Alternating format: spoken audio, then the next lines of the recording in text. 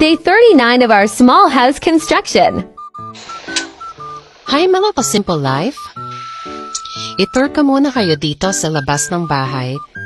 Halos tapos na ang pagbabakod, ang kulang na lang is yung railings o yung bakal ng gate at ang mga bakod sa likod at sa harap. Isusunod na nilang gagawin yan. Ipapakita ko naman sa inyo ang loob ng aming munting bahay.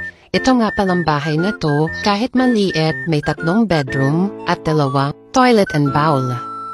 Halika, samahan niyo na ako sa pagpasok sa aming munting bahay.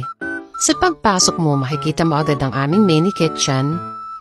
Ito naman ang aming small living area. Sa side ito, lalagyan to ng sliding door sa tapat ng parking area. Sa tabi ng mini kitchen namin, may isang kwarto na ito yung napili ng anak ko na magiging kwarto niya. Sa kabilang side naman ng mini kitchen, meron ulit tong isang kwarto na gagawin naming office at ito na yung pinaka-common bath. At ito naman ang pinaka-master's bedroom. Dito sa master's bedroom, merong fixed window, nakitang-kita mo talaga ang harapan. At meron na ring toilet and bowl.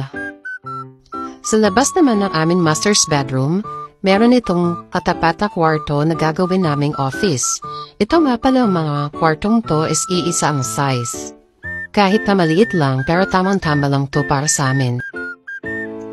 Ipapakita ko naman sa inyo ang likod ng aming bahay. Dito sa aming bahay, makikita ninyo na maliit lang yung space. Pinalagyan namin ng maliit na lababo para ito na yung pinaka-dirty kitchen at sa kabila naman ito yung gagawin naming laundry area. Dito naman sa tagiliran ng bahay, pinalagyan namin ng setback para talaga maaliwalas. Suggest naman kayo na magandang paint para dito sa aming munting bahay.